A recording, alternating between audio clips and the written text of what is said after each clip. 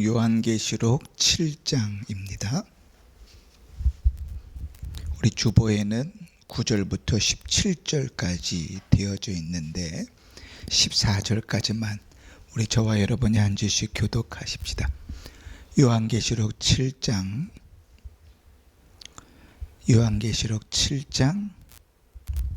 9절에서 14절까지만 교독합니다. 제가 먼저 읽습니다.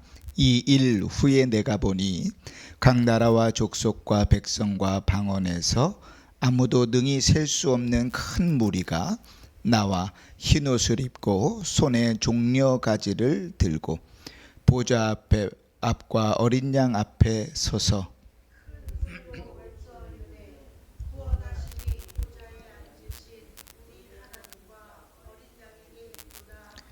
모든 천사가 보좌와 장로들과 내 생물의 주위에 서 있다가 보좌 앞에 엎드려 얼굴을 대고 하나님께 경배하여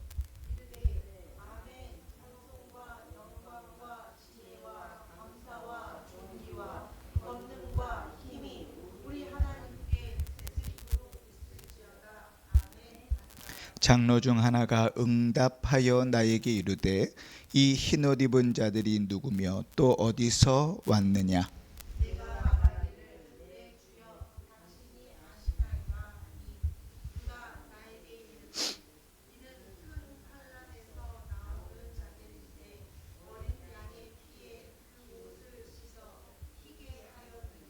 아멘.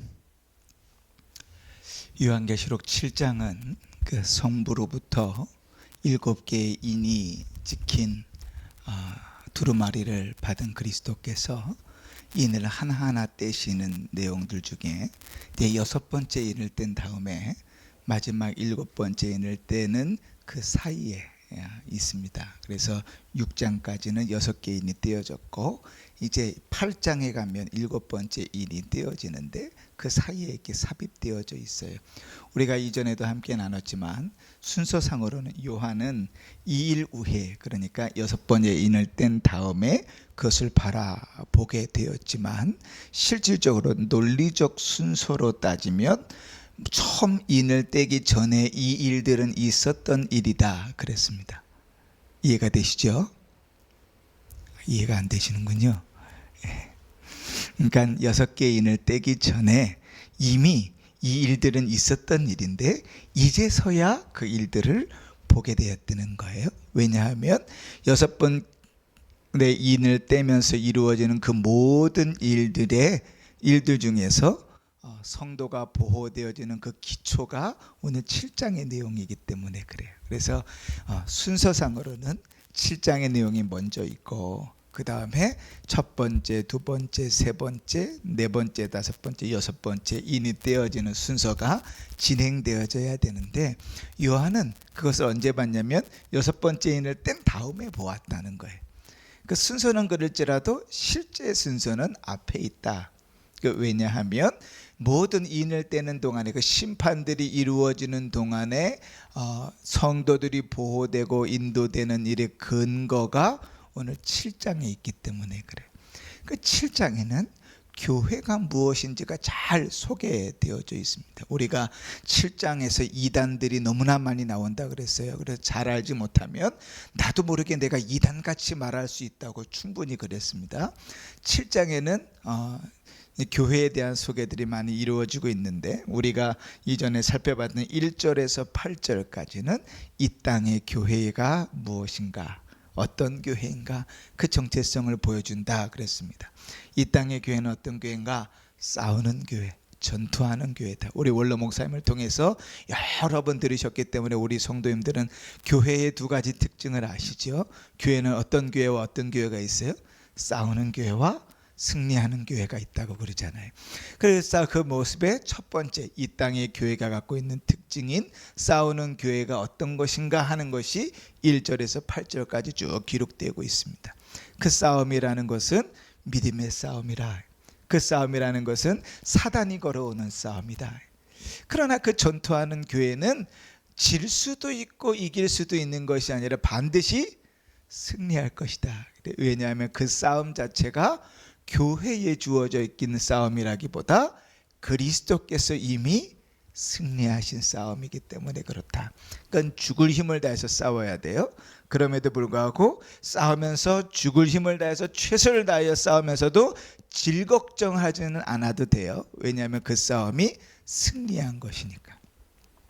이해가 잘 안 가시죠? 이렇게 예를 들면 좋습니다.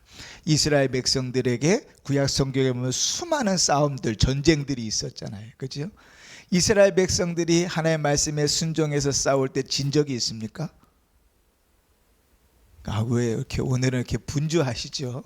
예배에 집중해서 하나님 앞에 딱 예배를 드리세요. 딴 거 하지 마시고 좀 하나님 앞에 좀 잘 들으십시다.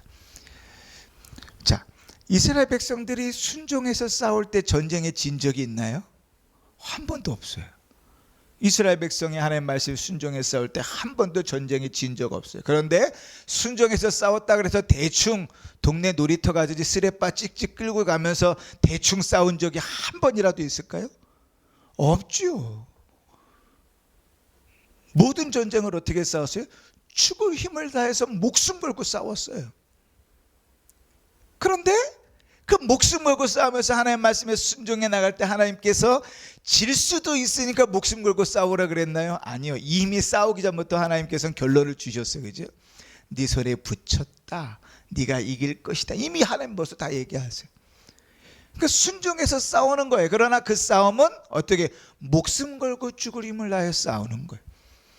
이 땅의 교회가 살아가는 방식들도 그렇죠. 이 땅의 교회가 절대로 사단의 권세 안에서 실패하고 낙담하고 질 수 없어요. 언제나 승리할 것입니다. 그럼에도 불구하고 이 땅의 교회는 언제나 도전받고 언제나 시험당하고 언제나 그 싸움을 죽을 힘을 다해서 최선을 다해서 싸워야 돼요. 그래서 히브리서에 보면 성도의 삶은 무엇인가? 죄와 싸우되 피 흘리기까지 싸우는 거예요. 죽을 힘을 다해서 싸우는, 그게 성도가 이 땅을 살아가는 삶의 모습이죠. 1절에서 8절까지는 그런 교회의 모습을 보여주면서 우리가 14만 4천 이야기했어요. 그죠? 14만 4천이라는 숫자는 물리적인 숫자가 아니다. 상징적인 숫자다. 어떤 것에 대한 상징적인 숫자냐? 교회를 일컫는 상징적인 숫자다. 왜 14만 4천이냐? 구약의 12지파와 신약의 12사도가 신구약 교회를 대표하는데 앞에서는 둘을 다 더해가지고 24 보좌와 장로들이 있었다면 이번에는 둘을 곱해가지고 144에 곱하기 1000. 1000은 뭐라 그랬어요? 이스라엘 백성들이 싸울 때 군대의 최고단이라 그랬죠. 그죠? 우리 천부장 들어보셨죠? 천부장은 밑에 몇 명의 부하가 있는 거예요? 1000명. 그죠? 백부장은 그 밑에 몇 명의 부하가 있어요? 그렇죠. 그리고 50부장은 50명, 10부장은 10명. 그렇죠. 아이고, 역시. 그렇게 그러한 이제 성도 그 부하들이 있는 거예요. 그리고 군대의 최고단에는 천부장이 2000부장 성경에서 읽어본 적 있어요? 없어요. 만부장 읽어본 적 있어요? 없어요. 성경에서 이스라엘 백성이 싸울 때 군대의 최고단위는 천부장이었어요. 그러니까 신약과 구약을 신약의 교회와 구약의 교회를 이해하는 12와 11을 곱하고 거기다 1000을 곱하면 몇이 돼요? 14만 4천. 모든 교회의 대표가 된다 그랬어요. 이젠 절대로 이단들이 이거 갖고 얘기해 넘어가시면 안 됩니다. 이렇게 얘기했는데 또 뒤에 가서 우리 목사님이 그렇게 얘기 안 하셨어요. 이러면 참 곤란해요. 목사를 이단으로 만드는 거예요. 잘 배우셔야 됩니다. 자, 오늘은 이제 넘어 이제 9절부터요. 원래는 17절까지는 오늘 다 다루려고 그랬는데 말씀을 준비하다 보니까 아이고 큰일 났어요. 이게 이렇게 늘어지면 안 되는데 계속 둘로 쪼개져요. 큰일 났다 싶은 생각이 드는데 그래도 뭐 어쩔 수 없어요. 대충 하고 넘어갈 수는 없으니까 평생에 한 번 할 텐데 우리 그 최인성 권사님 평생에 요한계시록 1장부터 마지막까지 강해하는 거 들어본 적 있어요? 처음이죠. 70이 넘었는데 처음이세요. 그러니까 저도 제 평생에 목회하면서 요한계시록 처음부터 끝까지 다 강해할 게 한 번 더 있을지 없을지 몰라요. 그죠? 그러니까 할 때 제대로 해야 되겠죠. 그러니까 평생에 처음 강의 듣는 건데 제대로 들어야 되겠죠, 그죠? 예. 그러니까 이 준비를 했는데 이 참 대충 넘어갈 수도 있지만 그러지 말고 좀 쪼개자. 그래서 쪼갰어요. 어쩔 수 없이. 자, 오늘 이제 1장에서 8장까지는 1절에서 8절까지는 이 땅의 교회, 싸우는 교회를 보여줬다면 이제 오늘 우리가 읽은 9절부터 마지막 17절까지는 무엇을 보여주냐면 천상의 교회.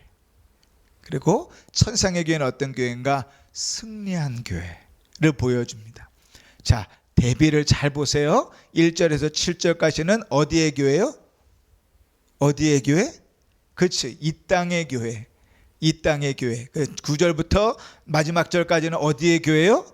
천상의 교회. 이 땅의 교회는 어떤 교회라고요? 싸우는 교회.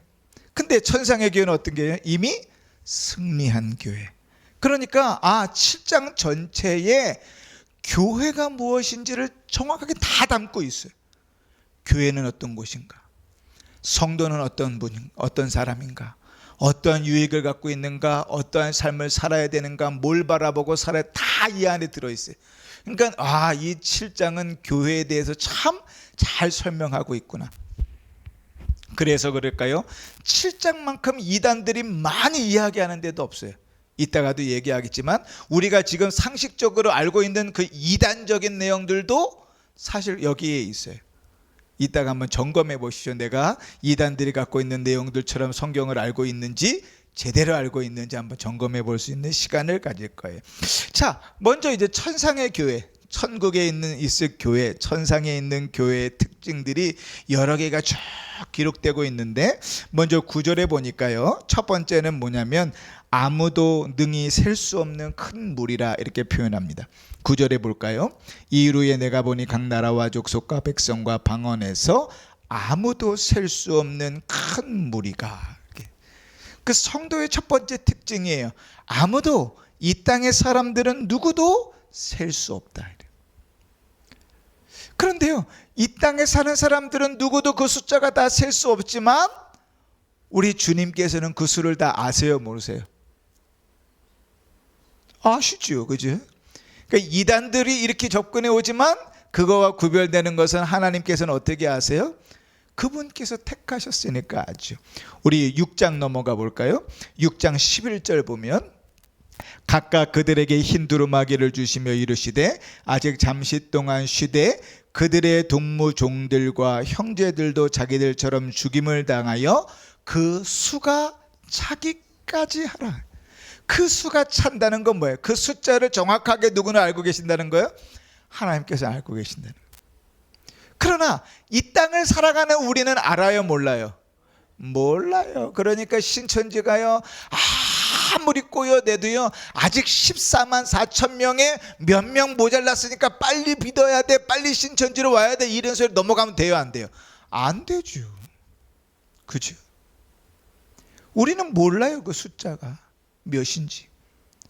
그도 그럴 것이 100년 전에 신앙생활 했던 사람 기억나십니까? 얼굴? 기억나세요? 50년 전에 신앙생활한 사람들 얼굴 다 기억나십니까? 아니, 우린 몰라요. 우리는 모른다고. 그러니 분명히 성도들은 있는데, 그때도 교회는 있었는데, 그 교회의 특징이 뭔가? 천상에서, 천국에서 그들을 다 모아놨더니 사람으로서는 아무도 능히 셀 수 없는 큰 물이다, 이렇게 표현해요. 자, 그런데요, 이러한 표현으로 주님께서 아브라함을 부르셨어요. 아브라함을 부르시면서 아브라함에게 교회를 일컫는 그 자녀들 있잖아요. 교회를 일컫는 자녀들, 그 자녀를 얼마만큼 많게 하신다 그랬어요? 내가 너한테 자녀 딱 한 명만 줄 거야, 그러셨나요? 그냥 셀 수 없이라 그러셨어요? 우리 하나님 얼마나 낭만적인지 몰라요. 밤에 딱 들로 데리고 나가셔가지고 하늘을 딱 보여주시면서, 자 봐라, 하늘에 별이 많지? 이 하늘의 별같이 네 자손들은 많게 하겠다. 바다에 있는 그 모래알같이 이 자손들을 많게 하겠다. 자, 하늘의 별을 셀 수 있어요, 없어요? 그죠? 우리는 셀 수 없죠. 그러나 만드신 분께서는 아실까요, 모를까요? 아시죠. 바다의 모래가 몇 알인지 우리는 셀 수 있어요, 없어요? 아마 내가 세다가 내가 죽는 게 더 훨씬 더 빠를 거예요. 그러나 아버지께서는 그걸 다 세실 수 있죠. 주님은요, 옛날부터 이런 표현들을 쓰셨어요. 그 택하신 교회를 향하여. 하늘의 별같이 바다의 모래알같이 내 자손들은 많게 할 것이다. 물론 아브라함의 자손이라고 이야기할 때 이 의미도 육신의 자손을 이야기한 것이 아니라 교회를 이야기한 것이잖아요. 그 똑같은 표현을 쓰고 있는 거예요. 요한이 딱 보았더니 아무도 셀 수 없는 큰 무리가 모여있다. 그지? 자, 두 번째 특징이 뭐냐면 그 무리들이 어디서 모였는가? 9절을 다시 보면 이루에 내가 보니 각 나라와 족속과 백성과 방언에서, 어디서부터 왔어요? 각 나라와 족속과 백성과 방언에서, 세계 각지에서. 다른 표현들로 하면 하나님께서 택하신 자들은 어디에나 있는 거예요. 나라가 다르고 민족이 다르고 인종이 다르고 언어가 달라도 어디에나 누구는 있어요? 하나님의 택하신 백성들은 있어요. 저 이슬람권에 가면 알라를 숭배하면서 믿는 많은 사람들이 있습니다. 국가 자체가 다 알라 신을 섬겨요. 그곳에 하나님께서 택하신 백성이 있을까요, 없을까요? 있죠, 그렇지? 왜요? 어떻게 알아요, 우리가? 하나님 택하신 자가 거기 있는지 우리는 어떻게 알아요? 오늘 성경에 있잖아요. 하나님께서 각 백성들을 부르실 때 어디서요? 각 나라와 족속과 백성과 방언에서. 언어가 다르고 민족이 다르고 나라가 다르고 사는 곳이 달라도 하나님께서는 그 모든 곳에서 택한 자들을 모으셨다 했으니까, 아하, 주님의 택한 자들은 어디든지 있겠구나. 그렇지? 교회의 특징이죠. 선교사들이 목숨을 걸고 나아가서 선교 현장에서 복음을 전하면서 평생 몇십 년 해가지고 딸랑 한 명 예수 믿게 하고 죽어요. 개죽음이죠? 아니죠, 아니죠. 그 많은 사람들 중에 하나님께서 택하신 자가 그 한 사람이라면 그 선교사는 100% 사역을 다 감당한 거죠. 평생을 들여서. 그죠?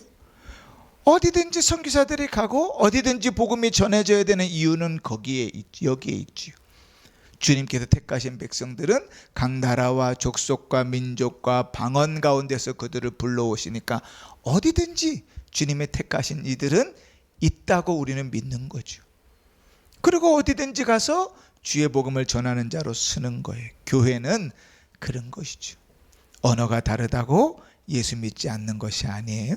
민족이 다르다고 예수 믿지 않는 것이 아니에요. 옛날엔 백인들이요, 우리 같은 사람들 무시했어요. 흑인들은 사람 취급을 안 했어요. 저 남아공에 갔더니요, 남아공의 백인들이 흑인들을 직접 대하는 것이 너무나 가치없고 하찮아서 우리 같은 유색인종들을 데려다가 중간에 세워놓고 그들을 부려먹었다고요. 그러니 사람 취급했겠어요? 안 했죠. 안 했죠. 그러나 오늘 이렇게 보니까 그들 중에도 누구는 있어요? 하나님 교회에 택하신 성도들은 있다고요. 교회의 특징이죠. 어디나 주님의 택하신 자들은 있을 수 있다. 세 번째 특징이 나오는데 9절에 보니까 아무도 능히 셀 수 없는 큰 무리가 나와 무슨 옷을 입었어요? 무슨 옷을 입었어요?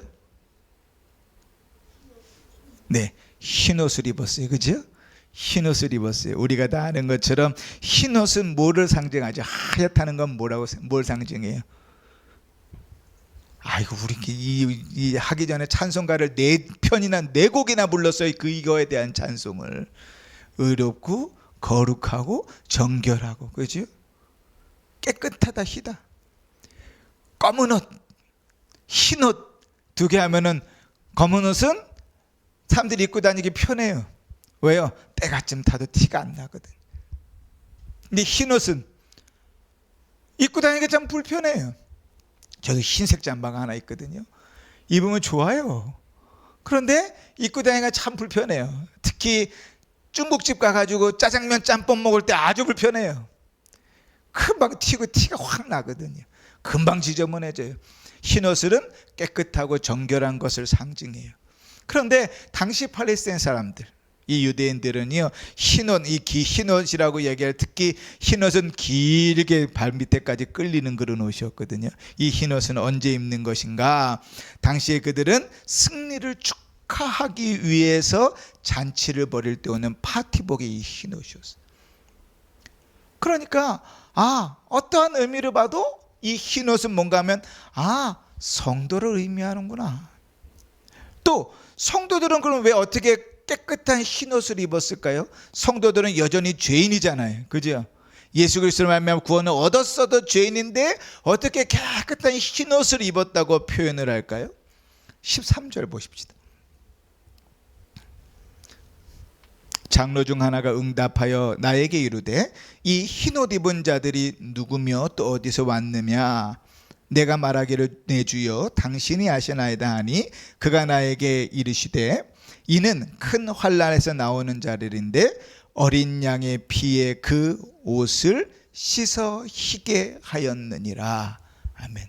우리 아까 이 찬양 계속 불렀어요. 그러니까 가사를 생각하면서 잘 부르셔야 이게 막 은혜가 막 넘쳐나는 건데, 그죠? 그냥 막 이렇게 다른 일 하면서 입만 왔다 갔다 해서는 찬송이 안 되는 거예요. 그죠? 뭐라 그랬어요? 어린 양의 피에 그 옷을 씻었다.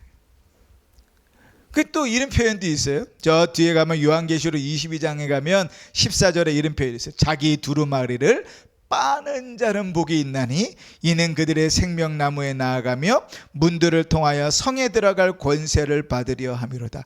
그리스도의 피에 뭐라고? 그 자기의 두루마기 옷을 빤다 이렇게 표현해. 그러니까 빤다. 그 다음에 그 옷을 시계 씻는다. 이런 건 뭐예요? 원래는 흰 옷이 아닌데, 원래는 정결하지 않는데 그리스도의 피로 말미암아 어떻게 돼? 씻어서 깨끗하게 정결하게 되었다. 성도는 어떤 사람인가? 교회는 어떤 곳인가? 그리스도의 피로 씻어 깨끗하게 된 자. 우리의 실력은 형편없어요. 그냥 대충 봐도 알잖아요. 다 그만 하고요. 형편없어요. 그런데 우리가 하나님 앞에 흰옷을 입은 자로 불려지는 이유는, 거룩하고 정결한 자로 불려지는 이유는 그리스도의 피에 씻었기 때문이죠.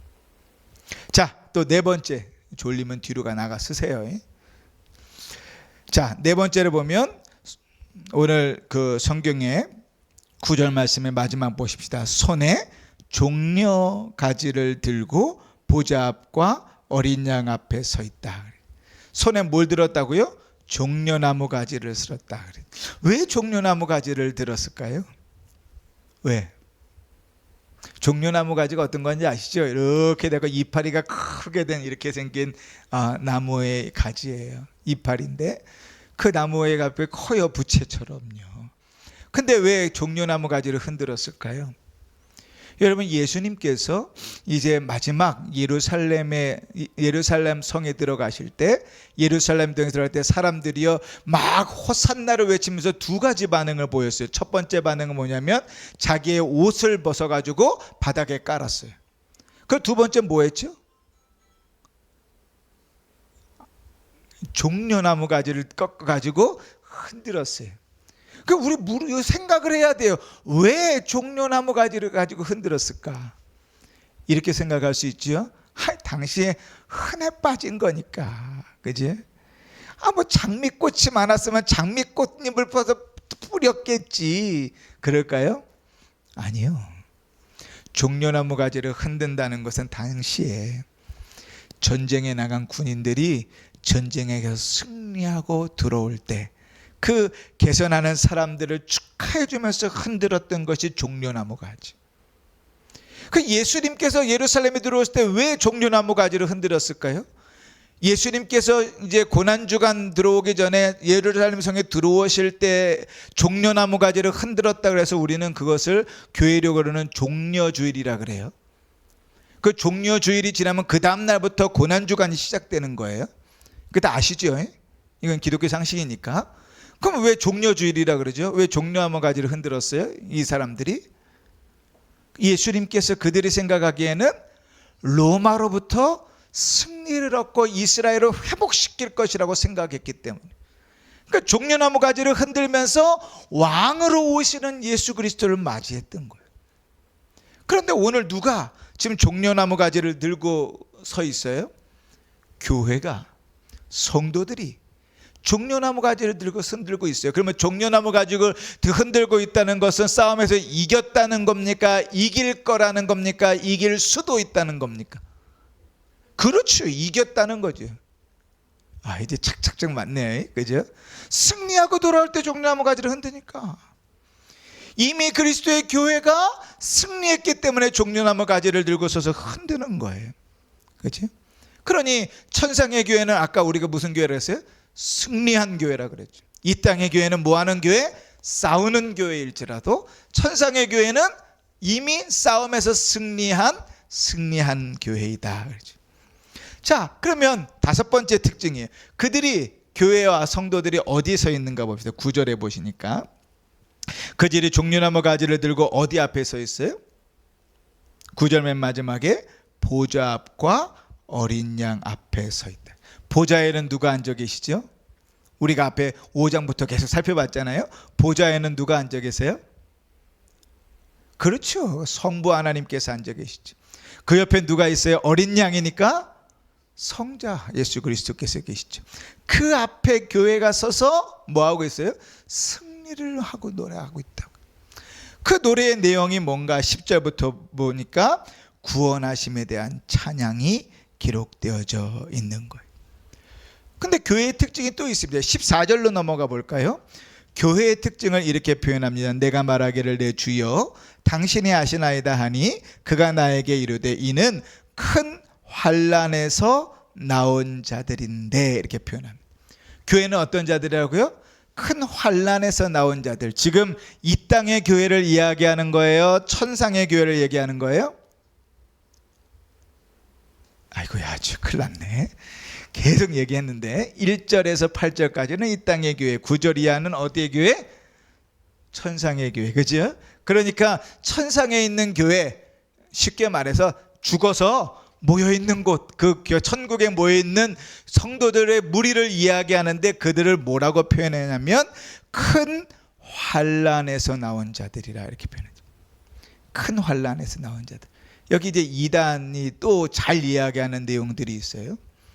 이단이라고도 하기도 하고, 또 옛날에는 우리는 이런 것들 참 많았는데 옛년에 7년 대환란 이런 영화들 많이 봤어요.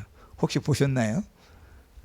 지금으로부터 한 30년 정도 전에 교회마다 막 이런 붐이 좀 불어가지고 이런 막 영화들 막 슈거 666 7년 대환란 이런 영화들 막 많이 보여주고 그랬거든요.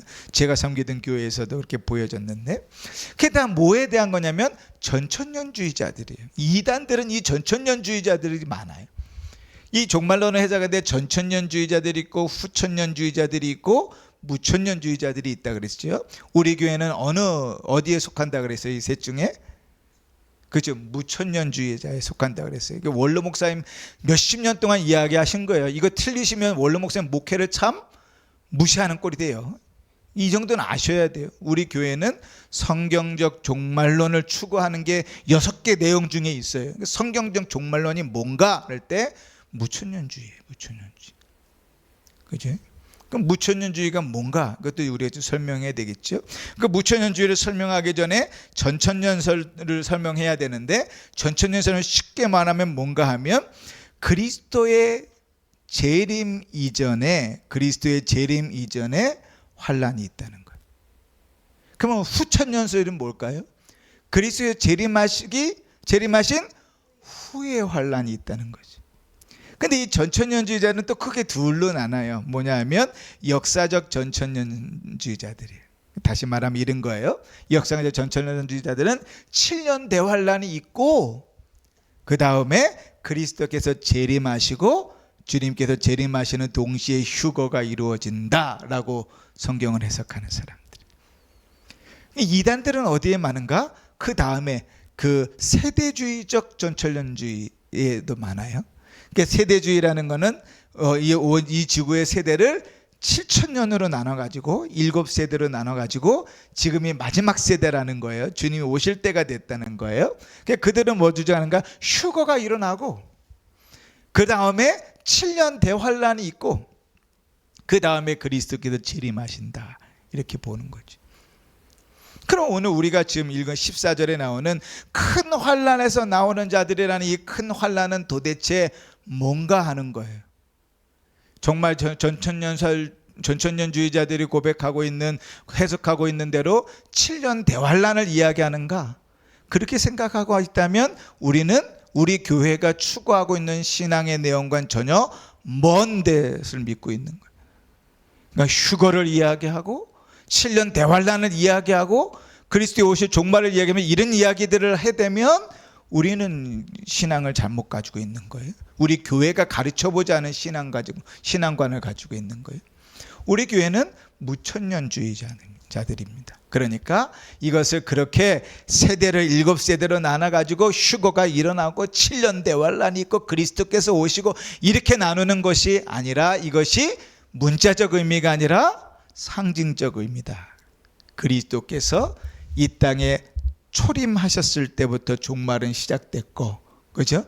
회개하라 천국에 갖고 왔느니라는 게 종말이 시작됐고, 그 다음에 주님께서 재림하심으로 그 종말이 끝난다고 한다면, 그리스도께서 초림하셨을 때부터 재림하실 때까지 그 종말에 이루어지는 환란을 모두 다 모아서 대환란, 큰 환란이라고 이야기. 이게 무천년주의자. 그러니까 성경을 해석할 때 어떻게 해석하는가? 이런 내용들이 나올 때마다 내가 이 땅에서 믿음을 지키며 당하는 환란이 그 큰 환란이라고 이해하는 거예요. 에스겔을 통해서, 이사야를 통해서 말씀하시는 내용들도 똑같이 그렇게 연결되어지는 거예요. 예수님께서 환란에 대해서 이야기하시려고 바울이 환란에 대해서, 종말에 대해서 이야기하신 모든 내용을 같은 선상에서 다 보고 있는 거예요. 계시록만 특별히 미래에 있을 어떠한 일을 이야기하는 게 아니다. 그러니까 전천년주의자들처럼 설교하기가 너무 좋아요. 설교하려면 전천년주의자들처럼 설교하기는 뭐 무섭게 만들거든요. 막 휴거도 받지 못할 것들인데 막 그러면서 막 성경을 들었고 이야기하면 막 속이 벌렁벌렁 거려요. 정말로. 주님께서 이제 다시 오실 때 환란이 임할 건데 내가 휴거도 못 받고 7년 대환란을 어떻게 살아남고 막 이야기를 막 그런 식으로 들으면요, 막 두려워요. 그 신앙사 똑바로 하겠죠. 그러나 그럴 수는 있어도 우리는 성경을 그렇게 해석하지는 않는다. 그러니까 우리가 무천년주의자들로서 성경 해석을 한다는 것이 무엇인지를 잘 알아야지. 우리 교회는 원로 목사님 때부터 성경적 종말론을 추구하는 교회입니다. 성경적 종말론이라는 것은 무천년설을 얘기하는 거예요. 그러니까 요한계시록에 나오는 그 모든 일들이, 그 큰 환란들이 주님께서 다시 오시기 전에 있는 7년 대환란을 이야기하는 것이 아니라 이 땅에 그리스도께서 초림하시고 재림하실 때까지 이루어지는 모든 교회가 믿음을 지키기 위하여 당하는 어려움들을 표현하여 큰 환란이라고 얘기한다. 그러면 우리에게 적용해 볼까요? 이 땅의 교회가 이 큰 환란을 당하면서 살아가는 것은 당연한 것이죠. 그 제가 몇 번 강조하잖아요.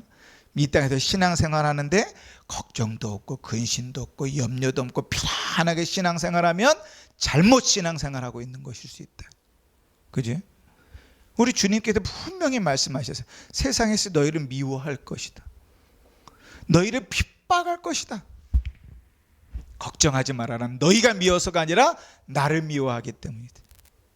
그죠? 너희가 잘못돼서가 아니라 너희가 나를 잘 따라오기 때문이라 그래. 세상에서는 너희가 환난 당하는 게 당연한데 담대하라. 내가 세상을 이겼노라. 이렇게 말씀하시죠. 그러니까 성도는, 교회는 이 땅에서 그 환난 가운데 믿음의 싸움들을 이겨나가는 것이 교회예요. 그래서 전천년주의자들처럼 7년 대환란이 언제 올 것인가를 고민하고 사는 것이 아니라 이제 뭐 전쟁이 일어나고 이스라엘이 팔레스타인과 싸우고 막 우크라이나하고 러시아가 싸우는 전쟁이 막 1년이 지나도 안 끝나고 막 난리가 나고 막 이런 일들이 벌어지니까 이제 주님께서 저 환란이 일어났나 보다, 이렇게 보시지 말고, 그건 잘못된 성경관이고, 그렇게 보시지 말고 어떻게 보자고요? 지금 우리가 살아가는 주님 오신 이후로 이 땅의 삶이 정말로 주님께서 허락하신 삶들이다. 이 땅에 당하는 성도들의 고난과 어려움들이 다 큰 환란이다. 그 천상의 교회에 있는 자들은 누군가? 그 이 땅에서의 큰 환란으로부터 나온 자들이다. 그게 무슨 얘기예요? 하나님께 이 큰 환란들을 이기고 건져낸 자들이 천상의 교회라, 이 표현을 하고 있는 거예요. 그러면 그 천상에 있는 교회들이 뭘 하고 있었는가? 10절에 보시니까 이렇게 표현합니다. 그 교회가 모여서 큰 소리로 외쳐 이르되 구원하심이 보좌에 앉으신 우리 하나님과 어린 양에게 있도다. 많이 들어본 얘기죠? 우리 비전이라는 복음성가의 내용입니다. 그죠? 후렴구의 찬송이 누구의 찬송이냐면 교회가 하나님께 올리는 찬송이에요.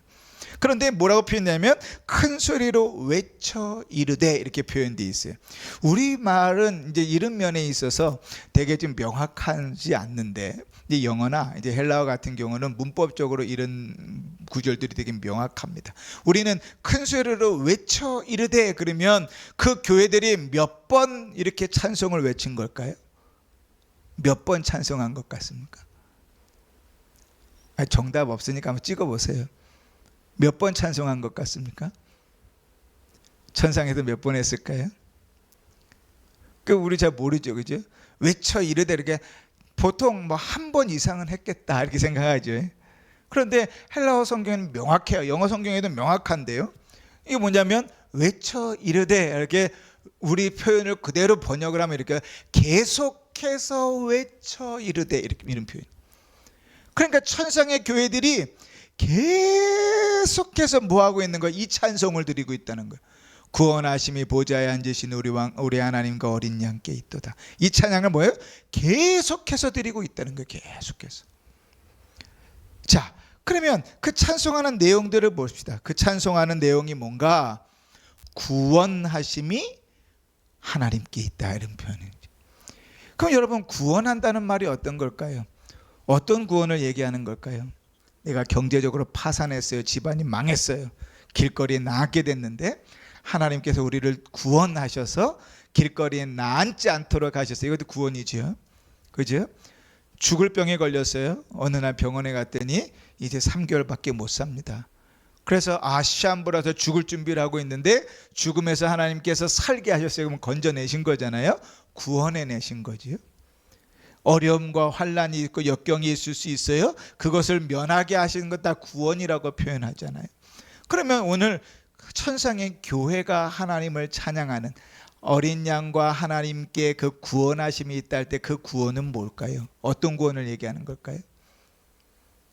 어떤 구원? 오늘 우리가 읽은 10절 말씀 안에서는 찾기가 힘들지만 다른 내용들을 쭉 보니까 어떤 구원이 우리를 죄와 사망으로부터 구원해낸 것을 이야기하겠죠. 그래서 우리말 성경에는 표현이 그렇게 안 되어 있지만요, 헬라어 성경에는 이 구원하심이 할 때 이 구원 앞에 정관사가 붙어 있어요. 그러니까 정확하게 우리식으로 번역을 다시 하면 그 구원하심이 보좌에 앉으신 우리 하나님과 어린 양께 있도다. 뭐가요? 그 구원하심이 어떤 구원하심이에요? 우리를 죄와 사망으로부터 그 종로로 타는 데에서 건져내신 구원을 이야기하는 거예요. 그리고 우리가 앞에서도 5장 6장에서도 살펴봤어요. 그러한 찬양, 구원하심에 대한 찬양이 계속해서 하나님 앞에 들려지고 있다. 이 땅을 살아가는 우리는요, 깜빡깜빡 잊어요. 이 땅을 살아가는 우리는 쉽게 잊으니까 쉽게 무시해버려요. 하나님을 찬송하는데 찬송할 이유와 근거가 뭔지를 잊어요. 찬송한다는 말은 praise, 칭찬한다는 말이라 그랬잖아요. 칭찬은 이유가 있잖아요. 여러분 저를 칭찬하는데 정말 그렇지도 않은데 참 목사님 멋있게 생겼네요. 이러면 거짓말이잖아요. 칭찬이 아니고. 그래요? 근데 원래 멋있게 생겼기 때문에 멋있게 생겼어 그러면 칭찬이잖아요. 그렇죠? 그러니까 하나님께도 마찬가지죠. 구원하심에 대한 그분을 찬송, 칭찬하는데 찬송의 이유가 실제로 있는 이유잖아요. 그게 뭐예요? 죄와 사망으로부터 구원하심. 우리는 그걸 잊어요. 그러니까 그 하나님이 되게 우스워져요. 찬송을 하자 그래도 찬송을 잘 안 해요. 아는 거면 그냥 곡조를 흥얼흥얼거리기는 하는데 그냥 머리는 딴 데 가 있어요. 몸은 또 딴 일을 하고 있어요. 그러면서 입만 왔다 갔다 해요. 그건 찬송이 아니죠. 원래 찬송은 뭐냐? 마음을 다하여 칭찬하는 것이니까. 그럼 뭘 칭찬해요? 뭘 찬송해요? 나를 죄와 사망으로부터 구원하신 것. 천상의 교회가 주님을 찬송하는 이유가 뭐예요? 그럼 명확해요. 우리를 구원하신 그 하나님을 찬송하는 거예요. 그렇게 찬송을 드렸더니 자 11절에 보니까 좀 넘어갔어도 계속 해야 돼요. 여기까지는 해야 되니까 11절에 보니까 누가 또 찬송을 하는가? 모든 천사가 찬송을 드립니다. 우리가 머릿속에 딱 그림을 집어넣고 있어야 된다 그랬어요. 요한이 딱 보았더니 보좌가 하나 있고 보좌에 성부 하나님께서 앉아 계시고 그 오른쪽에 어린 양 대신 성자가 있다 그랬어요. 그 사방 네 군데에 누가 있다고요? 네 생물 천사가 있다 그랬죠. 그리고 그들을 둘러서 뭐가 있다 그랬어요? 24개의 보좌와 장로들, 구약과 신약의 교회라 그랬어요. 그 주위를 둘러싸고 수많은 천사들과 그 주위를 들어 수많은 성도들이 있는 것이 요한이 보았던 천상의 교회의 모습이라 그랬어요. 그런데 이 천상의 교회의 성도들이 구원하신 하나님을 찬양하고 나니까 그 주위에 있는 수많은 천사들이 또 하나님을 찬송하기 시작해요. 자, 질문. 교회가 하나님을 찬송하는 이유는 구원하심에 대한 찬송입니다. 그죠? 죄와 사망으로부터 구원하심에 대한 찬송이에요. 그러면 천사들도 구원하심에 대해서 찬송을 부를까요? 천사들이 하나님을 찬송하는 이유는 뭘까요? 자, 우리가 작정과 예정을 계속 배웠잖아요. 세상의 모든 일들을 만드시기 전에 계획하신 일을 작정이라 그랬고, 작정하신 일들 중에 사람과 천사에 대하여 버리고 택할 일들을 정해 놓으신 것이 예정이라 그랬어요. 그죠? 그럼에도 불구하고 그 예정이 창조와 섭리 가운데 이루어질 때에 그 예정 가운데 구원하시는 일들은 천사들은 빠져 있어요. 누구만 구원하십니까? 사람만 구원하시죠. 다시 말하면 사람은, 이 땅의 교회는 구원하신 주님을 찬양할 수 있는데 천사들은 구원하신 주님을 찬양하는 그 마음이 사람과 같지 않아요. 왜냐하면 그들은 구원받지 않았으니까. 그렇잖아요? 우리가 성경 어디에서 천사를 위하여 그리스도께서 죽으셨다는 표현을 읽은 적이 있어요? 그리스도께서 죽으심으로 천사를 구원하셨다는 읽은 적이 있어요? 없지요.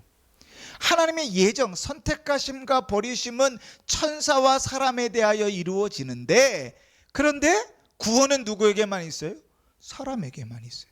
그러니까 교회가 부르는 찬송의 내용은 그 구원하심이 보좌에 앉으신 우리 하나님께 어린 양께 있는 거예요.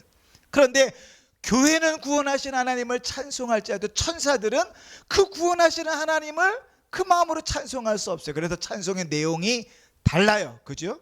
12절 보십시다. 뭐라고 찬송합니까? 아멘. 찬송과 영광과 지혜와 감사와 존귀와 권능과 힘이 우리 하나님께 세세토록 있을지어다. 아멘. 천사들이 드리는 찬송, 화답함으로 성도들의 찬송에 이어서 부리는 찬송은 내용이 달라요. 두 가지 특징이 있는데, 첫 번째 뭐냐면 그 천사들이 드리는 찬송의 시작과 끝에 뭐가 있어요? 그렇죠. 아멘이 있죠. 아멘. 아멘은 무슨 뜻이죠? 아멘이 무슨 뜻이에요? 이게 이 권사님들 특징이구나. 이게 대답을 잘 못해서 눈을 딱 깔고 딴짓을 하시는구나. 그렇죠? 아멘이 무슨 뜻? 우리 맨날 아멘 하잖아요. 예수님의 이름으로 기도합니다. 아멘. 무슨 뜻이에요? 그것이 맞습니다. 그렇게 되기를 바랍니다. 그죠? 맨날 아멘 하시면서 왜 그러세요? 그죠? 그런데 천사들이 시작과 끝은 뭐라고요? 아멘으로 시작해요. 뭐하기에 합당하는 거야? 구원하신 주님 찬양받기에 합당합니다. 그리고 또 하나님이 누구신지를 찬송하는 거예요. 그러니까 하나님 누구시에요? 찬송과 영광과 지혜와 감사와 존귀와 권능과 힘이 하나님의 7가지를 찬송하고 있죠. 하나님께 있음이 합당합니다. 천사들의 찬송의 내용을 살펴보면 내용이 교회의 찬송의 내용과 달라요. 교회는 찬송의 이유가 뭐예요? 명확해요. 구원하신 하나님에 대한 찬송. 그러니까 이 땅을 살아가면서 교회가요 하나님을 찬송하지 못한다는 건 이상한 거예요. 입만 열면 흉보고, 입만 벌면 짜증내고, 입만 열면 한숨하고, 입만 열면 찬송이 안 나오는 건 이상한 거예요. 구원을 받아놓고도 교회가, 그죠? 교회의 찬송의 이유는 구원하신 하나님. 그러나 천사들은 구원받지 않았잖아요. 그러니까 천사들의 찬송의 이유는 뭐예요? 하나님이 누구신가에 대한 찬송. 중요한 것은 지금 천국에서 이루어지는 교회의 그런 모습들이 다 뭘로만 이루어져요? 그 찬송으로 가득 차 있다는 거예요. 온 교회가 계속해서 큰 소리를 외치며 구원하신 하나님을 찬송하고 나면 이어서 천사들이 하나님이 누구신가를 계속해서 찬송하고 있는 것이죠. 제가 너무 오래 했나 봐요. 여기서 마무리하십시다. 자, 교회는 어떤 곳인가? 오늘 성경을 통해서 쭉 교회가 어떤 곳인지 좀 살펴봤습니다. 그렇죠? 교회는 기본적으로 구원하신 하나님을 찬송하는 곳입니다. 성도는 기본적으로 구원하신 하나님을 찬송하는 자입니다. 그래서 우리의 삶들, 특별히 우리의 입술을 좀 잘 살펴봤어요. 야고보 사도가 얘기했던 대로 한 우물에서 쓴물과 단물이 나는 거 날 수 없듯이 하나님을 찬송해야 되는 입이 사람들을 비방하고 원망하고 조롱하고 한숨 쉬고 낙담하는 말을 낼 수 없는 거예요. 성도는 그 입을 열어 하나님을 찬송하는 것이 합당한 거예요. 그리고 천국에 가면 그러한 삶을 살다가 천국에 가면 영원토록 우리를 구원하신 그 하나님을 찬송하는 일들이 이어지는 것입니다. 이 땅을 살아가면서 우리의 삶이 그렇게 하나님을 찬송하는 삶이 되었으면 좋겠고, 우리를 구원하신 그 하나님을 묵상하고 그 하나님을 인하여 찬송과 영광을 주님 앞에 온전히 드리는 그런 복된 삶을 사시기를 주의 이름으로 축원합니다. 아멘. 기도하십시다.